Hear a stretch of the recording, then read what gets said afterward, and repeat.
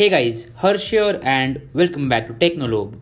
I have been using the Redmi Y1 for over a week and I have to say this phone is pretty interesting at the price of Rs 9000. It has some pros and it has some cons, so today in this video, let's talk about them. Without wasting any more time, let's get started.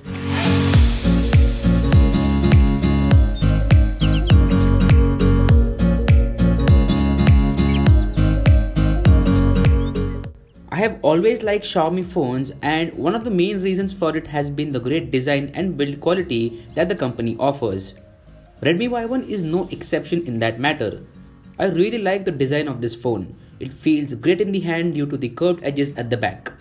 Also, the gold color this time is a bit more sophisticated, which is a good thing. Xiaomi advertises that this phone has a brushed metallic back panel. Those are just fancy words to say that the back is made out of plastic with a metal feel. So although the back is made out of plastic, but it feels like metal. But that's okay, I have no complaints as the phone feels really good in your hand. Redmi Y1 also has a fingerprint sensor at the back. The placement of the fingerprint sensor is perfect and also it is fast and accurate. So the fingerprint sensor is a big thumbs up from my side. As far as the specifications of the Redmi Y1 go, it's pretty similar to that of the Redmi 4. Snapdragon 435, 3 or 4 GB of RAM, 32 or 64 GB of internal storage and a 3080 mAh battery, which we will get to in just a bit. So performance on this thing is pretty smooth. Especially at this price point, I really like how fast this phone is.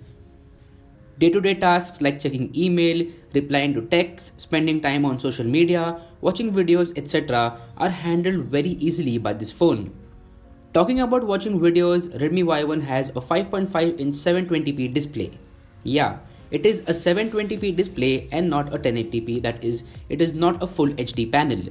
That is kind of a letdown for me because considering the fact that we're living in 2017, a 1080p display should be standard across all phones.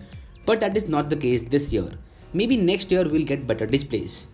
Apart from that, the colors on the display are good, the viewing angles are good, and also it gets bright enough to be used out in the daylight. Out of the box, Redmi Y1 comes with MIUI 8 installed, but it already has got an update for MIUI 9, which is pretty good. MIUI 9 brings in a lot of new features like split screen mode for multitasking, quick switch between apps, faster performance, better optimization, etc. etc. MIUI 9 is definitely faster and better than MIUI 8. The Android version on this phone is 7.1.2 Nougat and you should be expecting an update to Oreo sometime next year. Now some people may ask what is the major difference between Redmi Y1 and Redmi 4 other than the bigger display on the Y1? Well, let's talk about that. The Redmi Y1 really focuses on the front camera for all the selfie lovers out there. I don't know why, but there is this crazy trend amongst people about selfies and that's why companies keep launching phones like Moonlight Selfie and all that. So Redmi Y1 has a 16 megapixel front camera with an aperture of f2.0. The front camera performs really well in daylight and artificial lighting conditions. But in spite of it having a front facing flash, the performance in low light isn't that impressive. But I can deal with that because of the price point. So the front camera gets a thumbs up from me, especially due to its performance in bright daylight and artificial lighting conditions. Moving to the rear camera, it is a 13 megapixel shooter with an f-stop of f2.2.